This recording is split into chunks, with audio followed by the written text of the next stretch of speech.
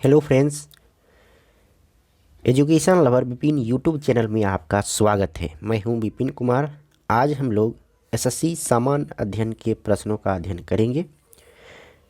यह सभी प्रश्न एग्जाम के पॉइंट ऑफ व्यू से बहुत ही इम्पॉर्टेंट हैं, क्योंकि 1997 से लेकर अब तक जो भी एसएससी ने प्रश्न पूछा है उन सारे प्रश्नों का यह संग्रह है। आज हम फिजिक्स चैप्टर का अध्ययन करेंगे और फिजिक्स में टाइप 1 होगा।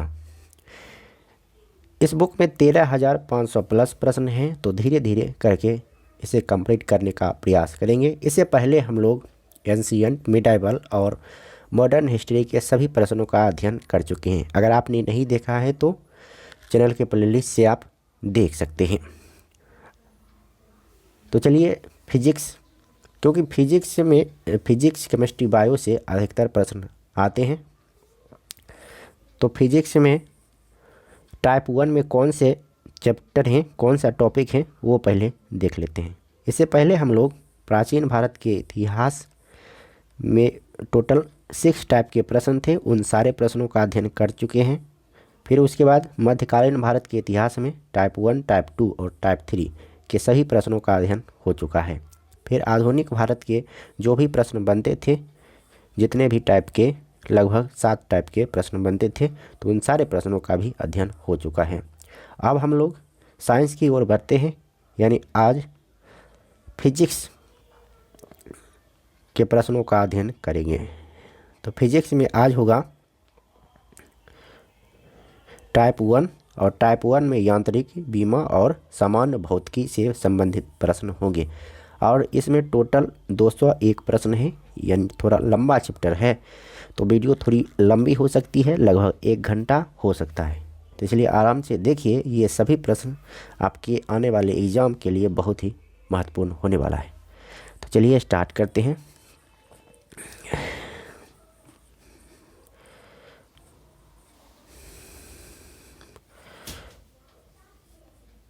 आज का पहला प्रश्न होगा,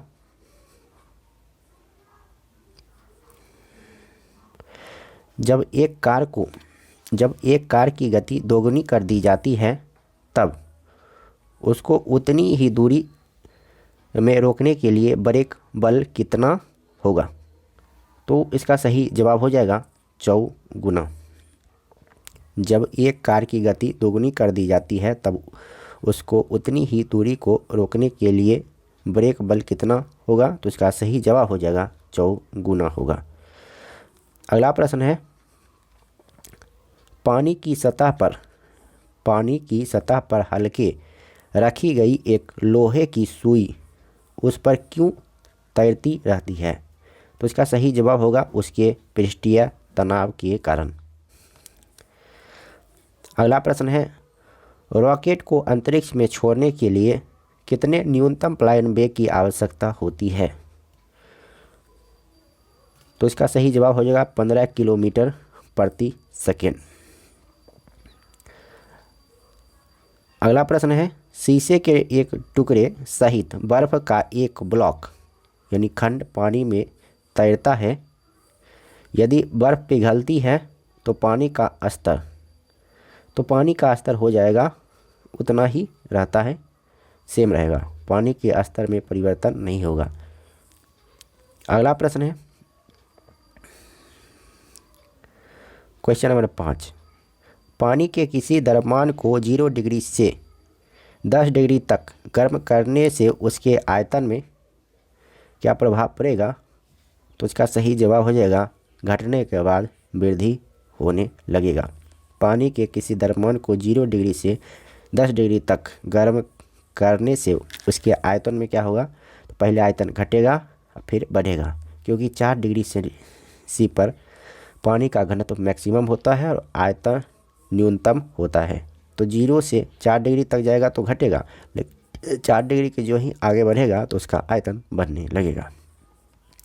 अगला प्रश्न है, जब बर्फ के 2 घनों यानी क्यूब को एक दूसरे के ऊपर दबाया जाता है तो उनके मिलकर एक हो जाने का कारण क्या है? तो इसका सही जवाब हो जाएगा संयोजक आकर्षण। अगला प्रश्न है क्वेश्चन नंबर 7। ऑटोमोबाइल यानी मोटर कारों में हाइड्रोलिक ब्रेकों के कार्यकरण पर निम्नलिखित में से कौन सा सिद्धांत या नियम लागू होता है? तो इसका सही जवाब हो जाएगा पास्कल का नियम। जहाँ भी हाइड्रोलिक ब्रेक का प्रयोग किया जाएगा वहाँ पास्कल का नियम जरूर लगेगा। अगला प्रश्न है, यदि वायु दाब मापी यंत्र यानी बैरोमीटर की रीडिंग अचानक तेजी से गिरने लग जाए तो इससे यह संकेत मिलता है कि मौसम अत्यधिक तूफानी होगा। जब बस सहसा मुड़ती है तब बस में खड़ा यात्री बाहर की ओर गिरता है, इसका कारण है। जब बस सहसा मुड़ती है यानी अचानक मुड़ती है तब बस में खड़ा यात्री बाहर की ओर गिरता है, इसका क्या कारण है? तो इसका कारण है गति का जड़त्व। क्वेश्चन नंबर 10 है, लैंप की बत्ती में तेल ऊपर चढ़ता है क्योंकि? लैंप की बत्ती में तेल क्यों ऊपर चढ़ता है? केशिकीय क्रिया परिघटना के कारण। अगला प्रश्न है क्वेश्चन नंबर 11 है, तेल की बूंद पानी पर फैल जाती है क्योंकि? तेल की बूंद पानी पर फैल जाती है क्योंकि तेल का पृष्ठ तनाव पानी से बहुत कम होता है। गुरुत्वाकर्षण नियम की परिभाषा किसने की थी? गुरुत्वाकर्षण का नियम किसने दिया था? तो इसका सही जवाब हो जाएगा न्यूटन। गुरुत्वाकर्षण का नियम न्यूटन के द्वारा दिया गया था। कक्षा में अंतरिक्ष यान में भारहीनता की अनुभूति का कारण है। कक्षा में अंतरिक्ष यान में भारहीनता की अनुभूति का कारण क्या है? तो इसका सही जवाब हो जाएगा कक्षा में त्वरण बाहरी गुरुत्वाकर्षण के कारण त्वरण के बराबर होता है। जब किसी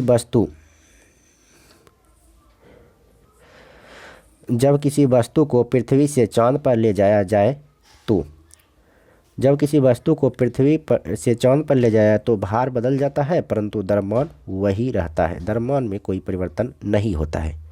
अगला प्रश्न है, जब कोई जहाज नदी से समुद्र में प्रवेश करता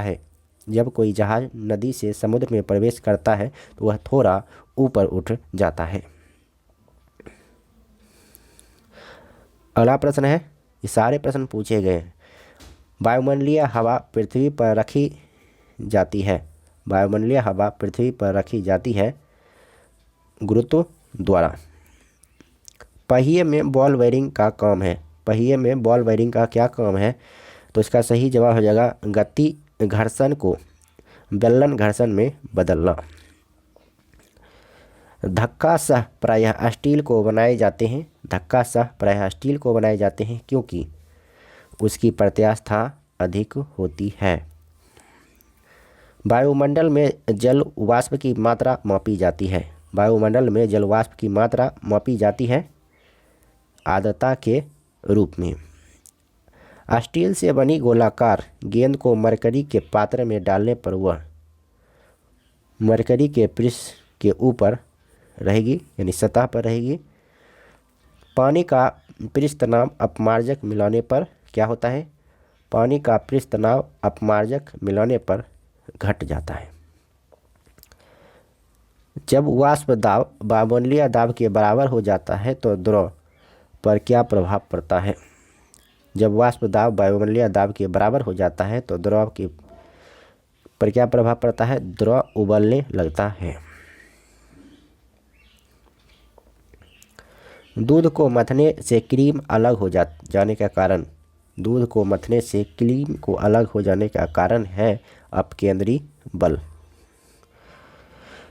निम्न कण एक ही गतिज ऊर्जा के साथ चल रहे हैं। उनमें से सबसे अधिक संवेग किसका है? उनमें से सबसे अधिक संवेग होगा अल्फा कण का।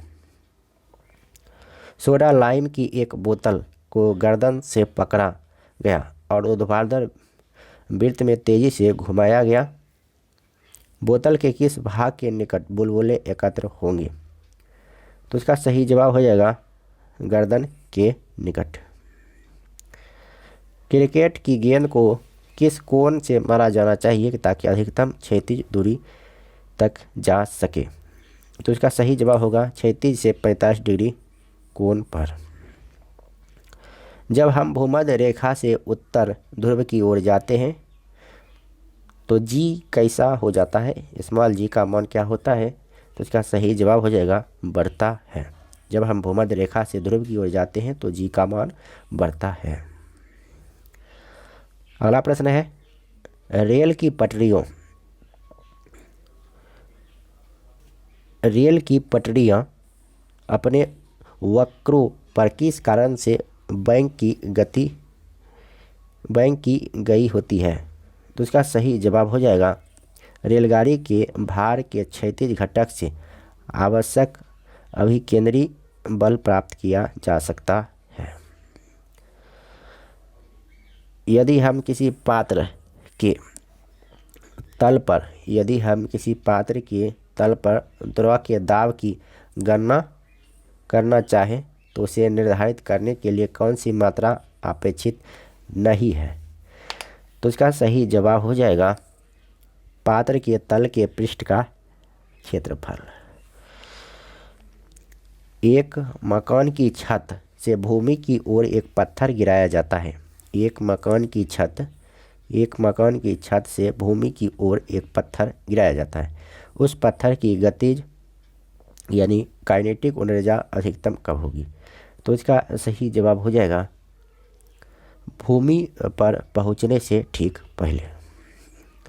पानी की बूंदों का तैलीय पृष्ठ पर न चिपकने का कारण क्या है? पानी की बूंदों का तैलीय पृष्ठ पर न चिपकने का कारण क्या है? तो इसका सही जवाब हो जाएगा पृष्ठ तनाव। एक माइक्रोन किसके बराबर होता है? तो एक माइक्रोन बराबर होता है 0.001 यानी 1/1000 के बराबर होता है। निम्नलिखित में से कौन सा बल क्षयकारी बल है? कौन सा बल क्षयकारी बल है? तो घर्षण बल क्षयकारी बल है। एक सी स्थूलता के दो पिंडों को एक ही समय पर समान गति से एक मीनार की चोटी से फेंका जाता है। एक पिंड ऊर्ध्वाधर रूप से नीचे फेंका गया, दूसरा पिंड समतल फेंका गया तो इसका सही जवाब हो जाएगा दोनों जमीन पर एक सी क्षैतिज ऊर्जा सहित पहुँचेगी। निम्नलिखित में से कौन भार की इकाई नहीं है? भार की इकाई कौन नहीं है? तो इसका सही जवाब हो जाएगा डाइन। ये डाइन भार की इकाई नहीं है जबकि सभी भार की इकाई है। अगला प्रश्न है स्वचालित वाहनों के रेडिएटर में प्रतिहीन के रूप में किस पदार्थ का प्रयोग किया जाता है? स्वचालित वाहनों के प्रतिहीन के रूप में मेथिल एल्कोहल और H2O का प्रयोग किया जाता है। बीमा MLT-2 किसके अनुरूप है? MLT-2 ये बल के अनुरूप है। अगला प्रश्न है एक बांध की दीवार सबसे ऊपर भाग की अपेक्षा सबसे निचले भाग पर अधिक मोटी बनाई जाती है क्योंकि दीवार पर पानी द्वारा डाला गया दाब दीवार की गहराई के साथ बढ़ता है।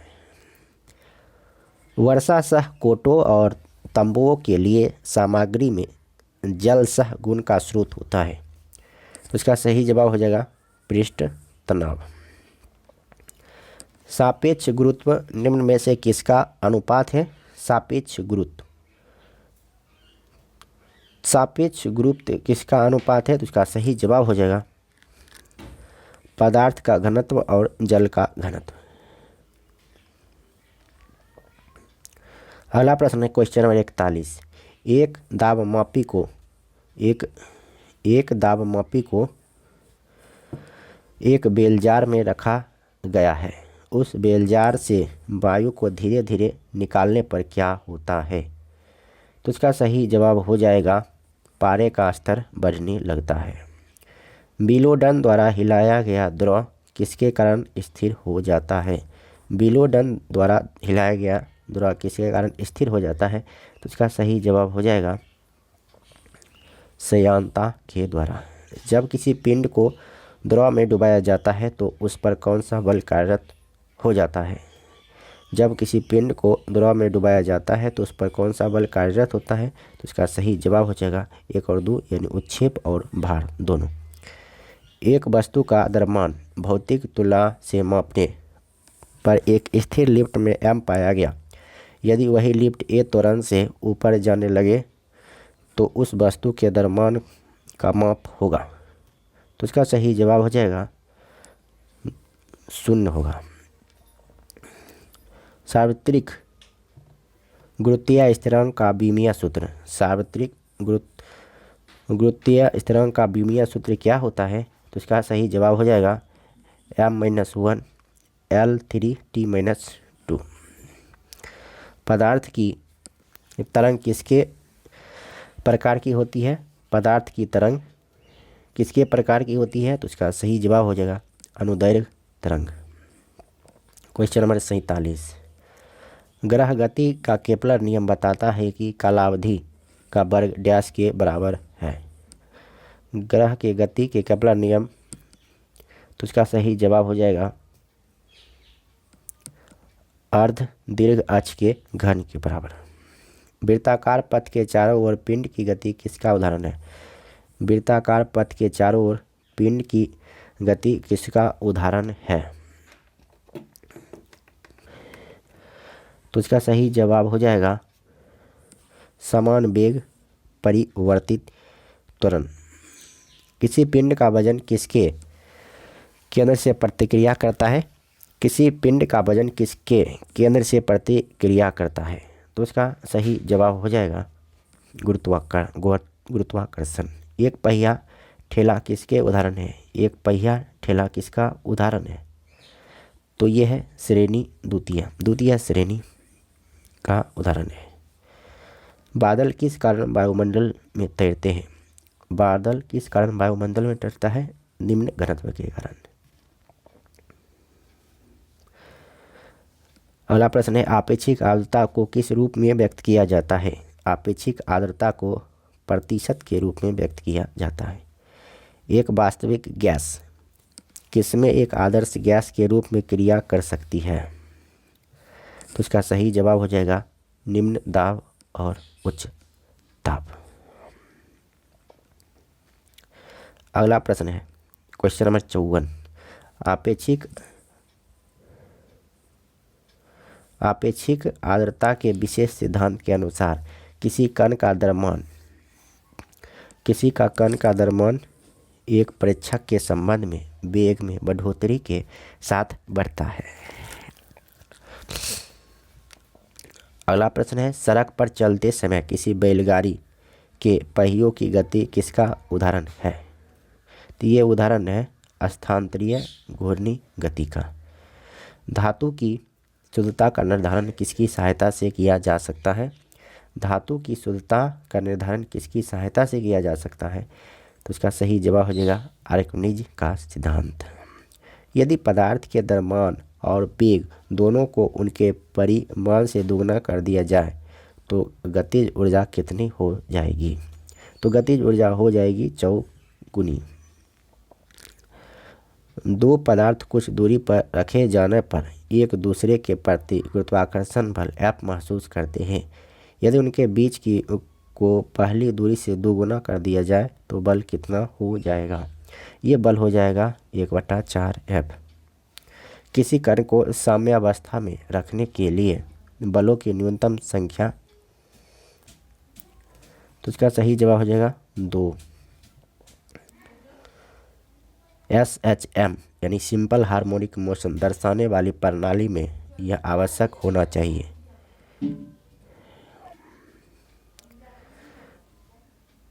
क्या आवश्यक होना चाहिए? तो इसका सही जवाब हो जाएगा प्रत्यास्था एवं जड़त्व दोनों ही। किसी दरवाजे को आसानी से खोलने के लिए उसका हैंडल कहाँ लगाया जाना चाहिए? किसी दरवाजे को आसानी से खोलने के लिए उसका हैंडल कहाँ लगाया जाना चाहिए? तो इसका सही जवाब हो जाएगा उपयुक्त में से कहीं भी नहीं, यानी कब्जों पर नहीं, मध्य बिंदु से दूर कब्जों पर ही, बीच में। अगला प्रश्न है, एक गोली टकराती है और एक अनुप्रस्थ घर्षणहीन मेज पर पड़े एक ठोस ब्लॉक में धंस जाती है। इस प्रक्रिया में कौन सी भौतिक राशि सुरक्षित है? तो इसका सही जवाब होगा केवल संवेग सुरक्षित है। एक पहाड़ी पर चढ़ते हुए वाहन का ड्राइवर गियर का अनुपात रखता है। गियर का अनुपात रखता है 1 के बराबर या उससे अधिक। एक वस्तु इतनी दूरी तय करती है जो सीधे समय के वर्ग के समानुपातिक हो। इसका त्वरण है अपरिवर्ती।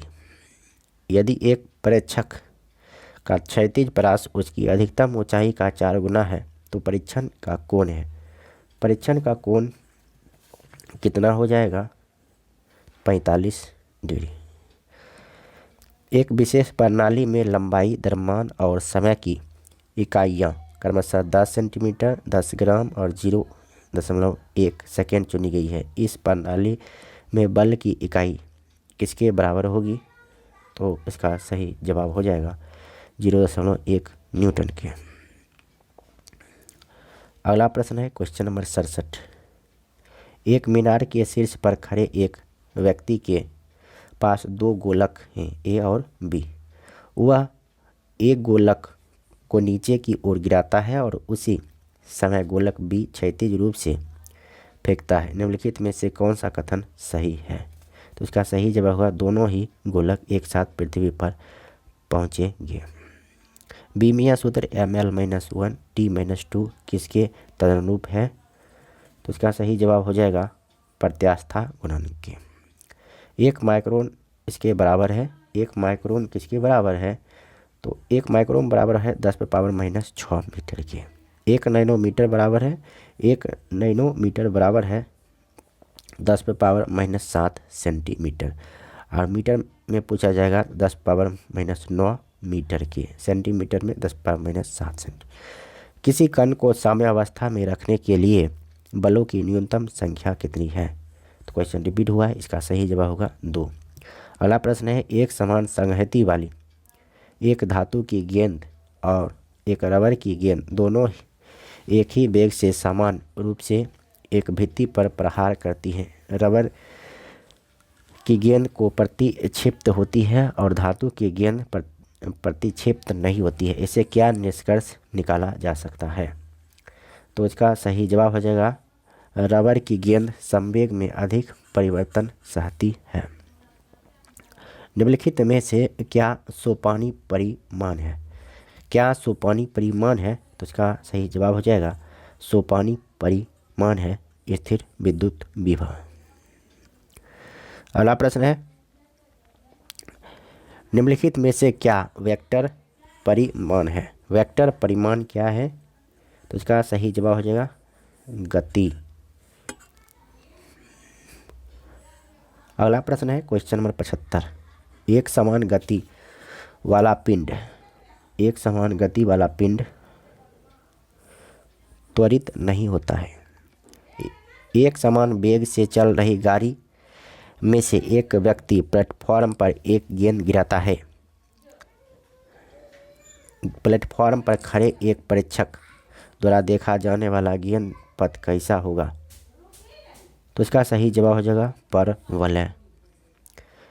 एक उत्क्रम्य और अनुत्क्रम्य इंजन तापमान के समान सीमाओं के बीच कार्य कर रहे हैं तो उत्क्रम्य इंजन की दक्षता अनुत्क्रम्य इंजन से अधिक होगी। गैस भरे गुब्बारे का नाखून की तुलना में सुई से फटना आसान क्यों होता है? तो सुई से फटना आसान क्यों होता है? क्योंकि सुई गुब्बारे पर नाखून की तुलना में अधिक दाब डालती है। न्यूनतम पारगम्य शक्ति किरण कौन सी है? न्यूनतम पारगम्य शक्ति किरण कौन सी है? तो अल्फा किरण है। अगला प्रश्न है क्वेश्चन नंबर 80। आर्द्र वायु में ध्वनि का वेग शुष्क वायु की तुलना में अधिक होता है क्योंकि आर्द्र वायु में आर्द्र वायु में शुष्क वायु की तुलना में घनत्व कम होता है। ऑप्शन 1 सही है। अगला प्रश्न है क्वेश्चन नंबर 81। क्वेश्चन नंबर 81 क्या कहता है कि दो बर्फ़ को बुरादे में पैक क्यों किया जाता है। बर्फ़ को बुरादे में पैक क्यों किया जाता है। तो इसका सही जवाब हो जाएगा बुरादा ऊष्मा का कुचालक होता है। गैसों के दो विशिष्ट ताप इसके द्वारा संबंधित है। गैसों के दो विशिष्ट ताप इसके द्वारा संबंधित है। किसके द्वारा संबंधित है। तो इसका सही जवाब हो जाएगा Cp - Cv बराबर Rj। अगला प्रश्न है बारिश के दिनों में ध्वनि अधिक दूरी से भी क्यों सुनाई देती है। बारिश के दिनों में ध्वनि अधिक दूरी से भी क्यों सुनाई देती है। तो इसका वजह होता है ध्वनि आर्द्र वायु में अधिक तेज गति से यात्रा करती है। क्वेश्चन नंबर 84 है बकरों पर रेलवे ट्रैक के किनारे बंधे हुए क्यों होते हैं।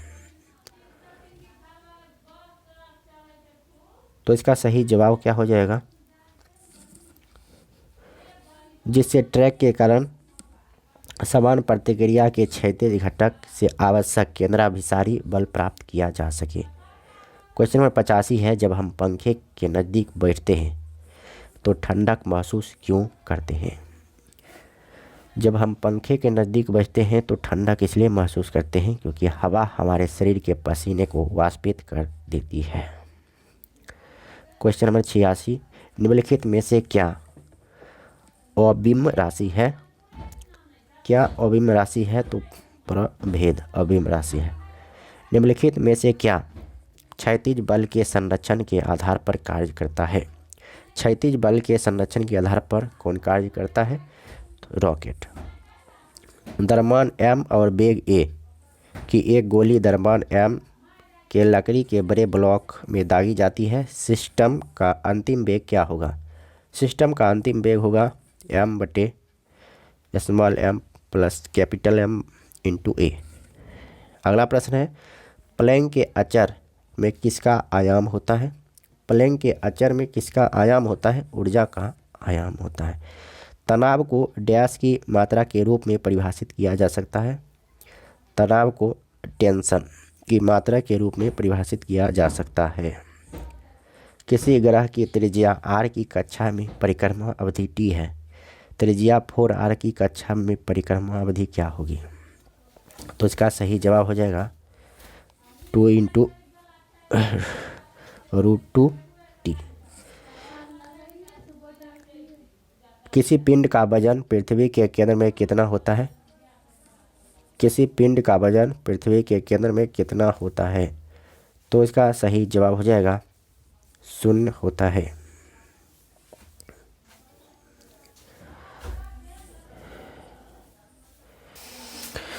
अगला प्रश्न है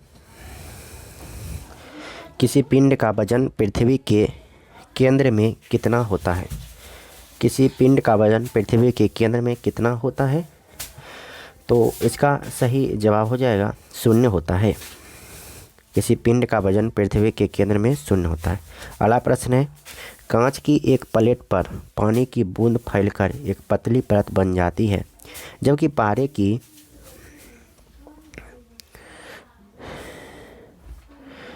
जबकि पारे की बूंद गोलाकार बनी रहती है क्योंकि।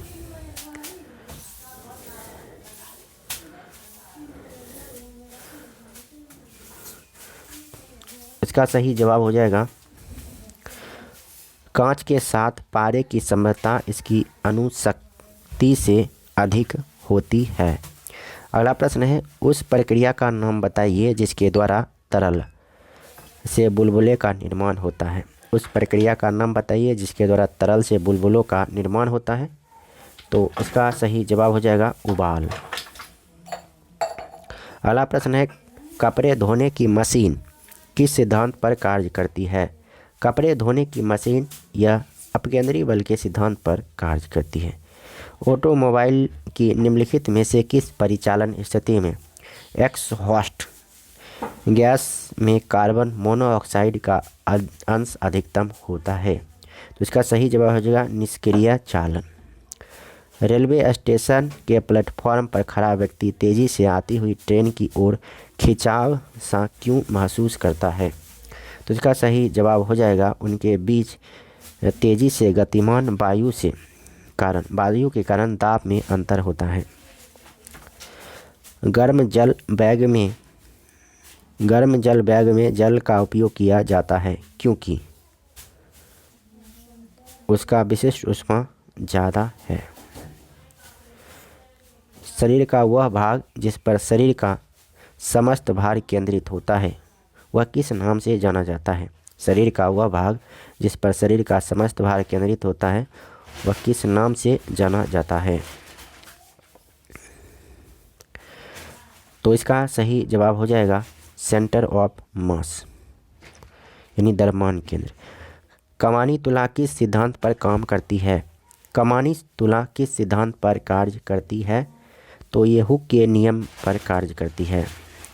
अगर आकर्षण शक्ति ना हो तो निम्नलिखित में से कौन सा तरल पदार्थ के लिए लागू नहीं होगा? तो इसका सही जवाब हो जाएगा ऊपरी दबाव। दो सदिश वेक्टर बराबर होते हैं यदि उनके आकार और दिशा दोनों एक हो। अगला प्रश्न है, एक ताजे अंडे को नमक के पानी में डालने पर क्या होता है? एक ताजे अंडे को नमक के पानी में डालने पर क्या होता है? इसका सही जवाब हो जाएगा तैरता है। अगला प्रश्न है, जब किसी कण को ऊर्ध्वाधर ऊपर की ओर फेंका जाता है और जब सबसे ऊंचे बिंदु तक पहुंच जाता है तो उसका त्वरण नीचे की ओर होता है। पृथ्वी की सतह से फायर किए गए प्रक्षेप की गति के दौरान उसके वेग का क्षैतिज घटक स्थिर रहता है। अगला प्रश्न है, आपेक्षिक घनत्व की इकाई क्या है? आपेक्षिक घनत्व की इकाई क्या है? तो इसका सही जवाब होगा इनमें से कोई नहीं। आपेक्षिक घनत्व की इकाई नहीं होती है। Question number 107। टोटल 201 प्रश्नों का अध्ययन करेंगे इस वीडियो में। अगला प्रश्न है, त्वरण होता है बल का समानुपाती। खाना पकाते समय एक चुटकी नमक डाल देने से सब्जियां कम समय में पक जाती हैं क्योंकि? इसका सही जवाब हो जाएगा जल का क्वथनांक बढ़ जाता है। एक वस्तु उस समय स्थिर संतुलन में होती है जब वह विश्राम की स्थिति में होती है। अगला प्रश्न है क्वेश्चन नंबर 110। एक ग्रह पर गुरुत्वाकर्षण के कारण डैश के साथ त्वरण कम हो जाता है। ये त्वरण कम हो जाता है ग्रह की सतह से ऊंचाई में वृद्धि के कारण। भौतिक मात्रा संवेग की इकाई क्या है? भौतिक मात्रा संवेग की इकाई क्या है? तो इसका सही जवाब होगा न्यूटन सेकेंड। वोल्ट गुना सेकेंड बटे कूलम किसकी यूनिट है? तो ये गलत है। कब्जेदार दरवाज़ा किसका उदाहरण है? कब्जेदार दरवाज़ा उदाहरण है द्वितीय क्रम लीवर का। क्रिया तथा प्रतिक्रिया मात्रा में बराबर होते हैं। ऑप्शन 2 सही होगा। 115।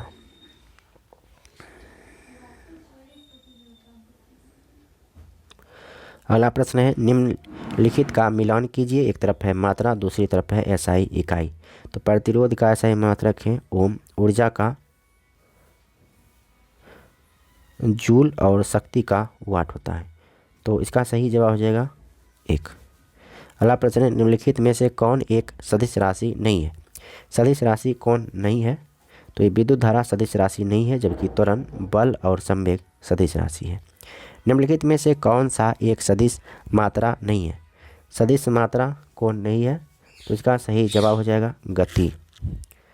अगला प्रश्न है, स्वतंत्र रूप से लटके हुए लकड़ी के एक ढांचे में कील ठोकना कठिन होता है। कौन सा नियम इस कथन का समर्थन करता है? तो इसका सही जवाब होगा न्यूटन का तीसरा नियम। आवृत्ति का एसआई मात्रक क्या है? आवृत्ति का एसआई मात्रक क्या है? हर्ट्ज है। यदि किसी वस्तु का द्रव्यमान 60 किलोग्राम है तो चंद्रमा पर उसका वजन क्या होगा? चंद्रमा पर उसका वजन होगा 100 न्यूटन। सॉरी, गलत ये लिखा है। यदि किसी वस्तु का द्रव्यमान 60 किलोग्राम है तो चंद्रमा पर उसका वजन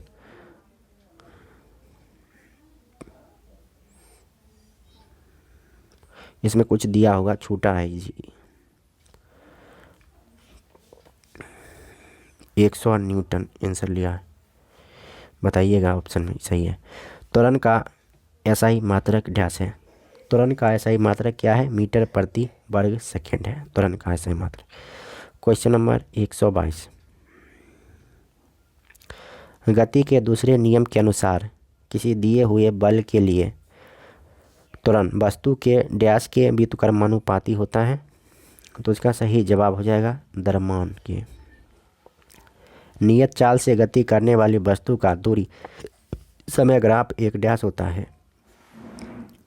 यह होता है सरल रेखा होता है। यदि किसी वस्तु पर लगाया गया बल वस्तु की गति की दिशा में हो तो वस्तु की गति डैश होगी। तो इसका सही जवाब हो जाएगा बढ़ती है। न्यूटन मीटर निम्नलिखित में से किस भौतिक राशि का एसआई यूनिट है? Newton metre. तो न्यूटन मीटर है बल आघूर्ण का। एक बैरल में लगभग कितने लीटर होते हैं? एक बैरल में लगभग कितने लीटर होते हैं? तो इसका सही जवाब हो जाएगा 159 लीटर। एक मीट्रिक हॉर्स पावर में कितने वाट होते हैं? एक मीट्रिक हॉर्स पावर में 736 वाट होते हैं। एक जूल में लगभग कितनी कैलोरी होती है? एक जूल में लगभग होती है 0.24 कैलोरी। यदि एक पिंड का संवेग दुगना कर दिया जाए तो गतिज ऊर्जा डैश हो जाती है। तो गतिज ऊर्जा हो जाती है 4 गुनी। 130 क्वेश्चन नंबर 130। किलो वाट घंटा निम्नलिखित में से किसका मात्रक है? किलो वाट घंटा मात्रक है ऊर्जा का।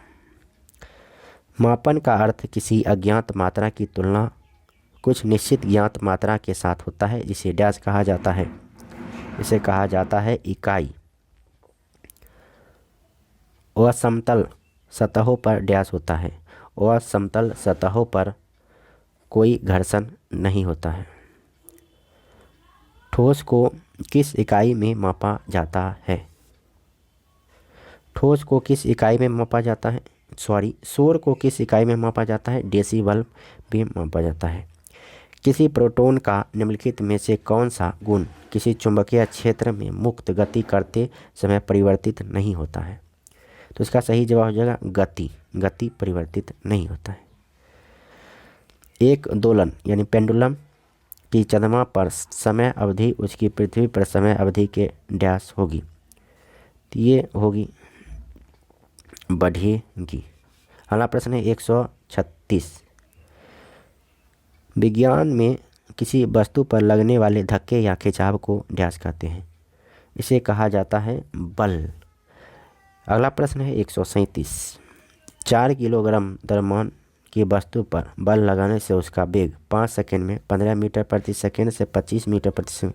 तो लगाए गए बल की गणना कीजिए।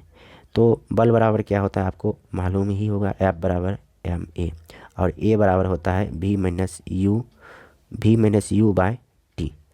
तो निकाल लीजिए 4 गुना v माइनस यू कितना है? तो ये v है 25 और 15 कितना हो जाएगा? घटाइएगा तो 10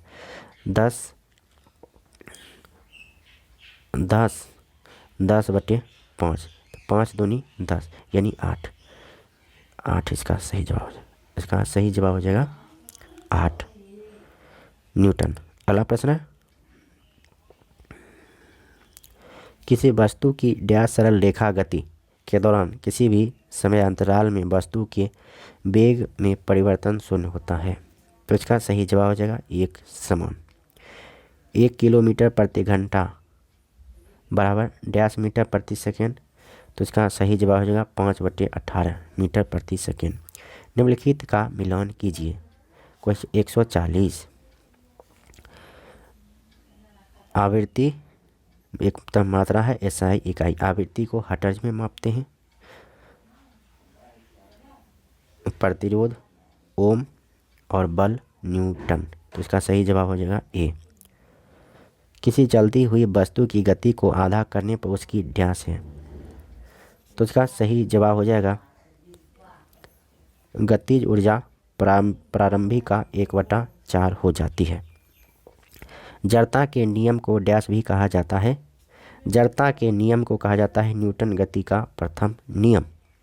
निम्नलिखित में से कौन सा चंद्रमा के गुरुत्वाकर्षण के बारे में सही है? चंद्रमा के गुरुत्वाकर्षण के बारे में सही क्या है? चंद्रमा का गुरुत्वाकर्षण पृथ्वी के गुरुत्वाकर्षण का 1/6 होता है। ऑप्शन ए सही होगा। अगला प्रश्न है क्वेश्चन नंबर 144। द्रव यांत्रिकी में मैक संख्या 1 होगी यदि वस्तु की गति डैश के बराबर होगी। तो वस्तु की गति ध्वनि की गति के बराबर होगी तो मैक संख्या 1 होगी। आपेक्षिक घनत्व का मात्रक क्या होता है? आपेक्षिक घनत्व का मात्रक कोई मात्रक नहीं होता है। कौन सा नियम या सिद्धांत बताता है कि जब किसी वस्तु को किसी तरल में पूर्ण या आंशिक रूप से डुबाया जाता है तो ऊपर की दिशा में एक बल का अनुभव करती है जो वस्तु द्वारा हटाए तरल के भार के बराबर होता है। तो इसका सही जवाब हो जाएगा अर्कमिडीज के सिद्धांत। निम्नलिखित में से कौन गति का मात्रक नहीं है? गति का मात्रक नहीं है मीटर स्क्वायर प्रति घंटा। किस वैज्ञानिक ने गति के नियम दिए थे? तो गति के नियम दिए थे न्यूटन ने। निम्नलिखित में से किस राशि का कोई मात्रक नहीं है? तो इसका सही जवाब हो जाएगा आपेक्षिक घनत्व का कोई मात्रक नहीं होता है। समय के साथ विस्थापन में परिवर्तन की दर क्या कहलाती है? तो यह कहलाती है वेग। Question number 151। औसत वेग के लिए SI मात्रक डैश है। औसत वेग के लिए SI मात्रक है मीटर प्रति सेकंड। एक झील में पानी पर लौह किलो से भरी एक नाव तैर रही है। जब लौह किले हटाई जाती हैं तो पानी का स्तर डैश है। तो इसका सही जवाब हो जाएगा गिरता है। निम्नलिखित में से कौन सा कथन किसी वस्तु के द्रव्यमान के लिए सही है? तो इसका सही जवाब हो जाएगा यह स्थिर रहता है। इनमें कौन सा भौतिकी में मौलिक मात्रा नहीं है? तो इसका सही जवाब हो जाएगा भार। स्वतंत्र रूप से गिर रही एक वस्तु की गति डैश त्वरित गति का उदाहरण है। तो इसका सही जवाब हो जाएगा एक समान। यदि वस्तु का त्वरण समान रूप से परिवर्तित हो रहा है तो इसका अंतिम वेग डैश के बराबर होगा। अंतिम वेग होगा 2 गुना औसत वेग माइनस प्रारंभिक वेग। Question number 157। दूरी समय आलेख का ढाल डैश परिवर्तित करता है। दूरी समय आलेख का ढाल क्या प्रदर्शित करता है? तो चाल प्रदर्शित करता है। क्वेश्चन नंबर 158 है यदि दूरी समय आलेख एक वक्र होता है तो यह प्रदर्शित करता है। यह क्या प्रदर्शित करता है? इसका सही जवाब हो जाएगा असमान चाल। यदि वस्तु समान समय में असमान दूरी तय करती है, यदि वस्तु समान समय में असमान दूरी तय करती है तो कहा जाता है कि उसकी गति डैश है। तो उसकी गति डैश है। इसका सही जवाब हो जाएगा असमान है। गति से समीकरण v बराबर u प्लस at में u डैश को प्रदर्शित करता है। u प्रदर्शित करता है प्रारंभिक वेग को। जी सार्वत्रिक गुरुत्वीय स्थिरांक का SI मात्रक डैश होता है। तो इसका सही जवाब होगा न्यूटन मीटर स्क्वायर प्रति kg स्क्वायर। यदि पृथ्वी की सतह पर गुरुत्वीय त्वरण g है तो ऐसा ग्रह जिसका द्रव्यमान के बराबर तथा त्रिज्या पृथ्वी की त्रिज्या की दोगुनी हो पर गुरुत्वीय त्वरण डैश होगा। गुरुत्वीय त्वरण होगा g/4। 1 पास्कल एक डैश के बराबर होता है। 1 पास्कल होता है न्यूटन प्रति मीटर स्क्वायर के बराबर। किसी वस्तु का आपेक्षिक घनत्व डैश है। किसी वस्तु का आपेक्षिक घनत्व डैश है। तो इसका सही जवाब हो जाएगा वस्तु के पदार्थ का घनत्व तथा पानी के घनत्व का अनुपात। अगला प्रश्न है पृथ्वी के गुरुत्वीय त्वरण जी का मान डैश। इसका सही जवाब हो जाएगा विषुववृत्त की अपेक्षा ध्रुवों पर अधिक होता है। अगला प्रश्न है गुरुत्वाकर्षण बल का परिमाण डैश के बराबर होता है। गुरुत्वाकर्षण बल का परिमाण द्रव्यमान तथा गुरुत्वाकर्षण बल के कारण त्वरण के गुणनफल के बराबर होता है। यदि पृथ्वी की सतह पर गुरुत्वीय त्वरण जी है तो ऐसा ग्रह जिसका द्रव्यमान पृथ्वी के द्रव्यमान से आधा तथा त्रिज्या पृथ्वी के त्रिज्या के बराबर हो तो गुरुत्वीय त्वरण डैश होगा। तो इसका सही जवाब होगा g/2 होगा। अगला प्रश्न है किसी वस्तु में उत्पन्न होने वाला त्वरण ज्ञात करें। यदि वस्तु का द्रव्यमान 10 किलोग्राम और इस पर 20 न्यूटन का बल लगाया जाता है तो इसका सही जवाब हो जाएगा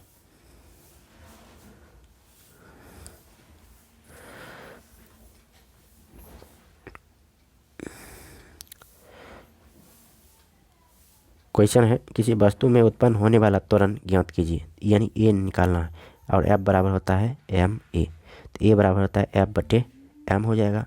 तो एफ कितना है 20 है और ए कितना है 10 है। तो इसको काट दीजिएगा तो ये 2 हो जाएगा। अगला प्रश्न है क्वेश्चन नंबर 169 किसी वस्तु का द्रव्यमान और उत्पन्न त्वरण का गुणनफल उस पर लगने वाले डैश के बराबर होता है। तो इसका सही जवाब हो जाएगा बल के बराबर होता है। किसी पिंड के मुक्त रूप से गिरते समय इसके पथ में किसी बिंदु पर स्थितिज ऊर्जा में जितनी कमी होती है डैश में उतनी वृद्धि हो जाती है। तो ये गतिज ऊर्जा में वृद्धि हो जाती है। अगला प्रश्न है 171। अब मात्र 30 प्रश्न बचे हैं। यदि किसी वस्तु को ऊर्ध्वाधर दिशा में ऊपर की ओर फेंका जाता है तो अधिकतम ऊंचाई पर डैश। तो इसका सही जवाब हो जाएगा गतिज ऊर्जा 0 होती है। जब किसी वस्तु को तरल रेखा में रखा जाता है तो उस पर ऊपर की ओर बल लगता है जिसे डैश बल कहते हैं। तो इसे कहा जाता है उत्प्लावन बल। 1 मीटर प्रति सेकेंड स्क्वायर के त्वरण के कारण किसी वस्तु के वेग 5 मीटर प्रति सेकेंड से 10 मीटर प्रति सेकेंड हो जाता है। इस समय में वस्तु में होने वाला विस्थापन क्या होगा। तो इसका सही जवाब हो जाएगा 37.5। जब कोई वस्तु मुक्त रूप से गिरती है तो इसकी स्थितिज ऊर्जा गतिज ऊर्जा में बदल जाती है। 2 किलोग्राम द्रव्यमान वाली किसी बंदूक से 10 ग्राम द्रव्यमान वाली एक गोली 20 मीटर प्रति सेकेंड के वर्ग के साथ चलाई जाती है। बंदूक के पीछे हटने का वर्ग मीटर प्रति सेकेंड ज्ञात करें। इसका सही जवाब हो जाएगा 3। अगला प्रश्न है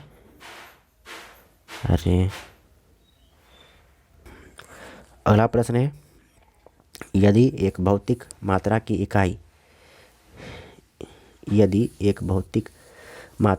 इकाई है एम्पियर मीटर प्रति सेकेंड वर्ग है तो उसकी विमाई क्या है। तो इसका सही जवाब हो जाएगा mL/t-2। अगला प्रश्न है यदि 3 किलोग्राम द्रव्यमान वाली वस्तु पर 6 न्यूटन का बल लगाया जाता है तो उसमें उत्पन्न होने वाले त्वरण की गणना करें। तो इसका सही जवाब हो जाएगा 2। यानी कि देखिए m दिया हुआ है, m कितना है 3 kg और f दिया हुआ है 6 न्यूटन। तो त्वरण निकालना है a बराबर तो F/m हो जाएगा। F/m यानी f 6 है और m 3 है, 3 दूनी 6 यानी 2 आंसर।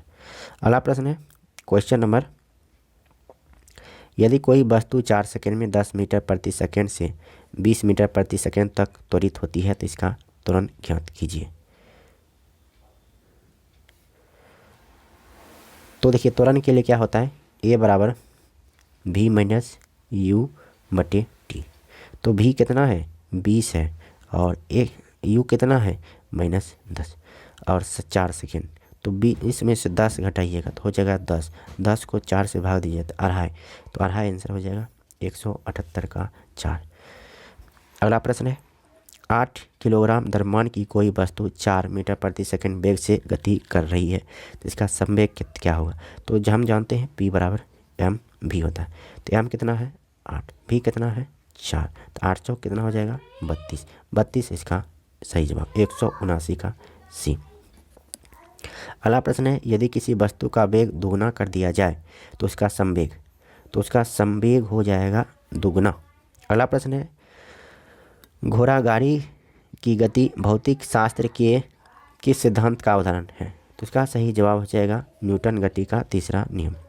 वर्षा की बूंदें जब समतल सतह पर गिरती हैं तो क्यों फैल जाती है? वर्षा की सतह समतल सतह पर गिरती है तो कण के पृष्ठ तनाव के कारण फैल जाती है। एक समुद्री मील डैश के बराबर होता है? एक समुद्री मील बराबर होता है 1852 मीटर के बराबर। स्थिर वैज्ञानिक शब्दों को वर्णित करने के लिए उपसर्ग के रूप में डैश शब्द का उपयोग किया जाता है, तो इसका सही जवाब हो जाएगा आइसो का प्रयोग किया जाता है। अगला प्रश्न है हर्ट्ज किसकी एसआई यूनिट है?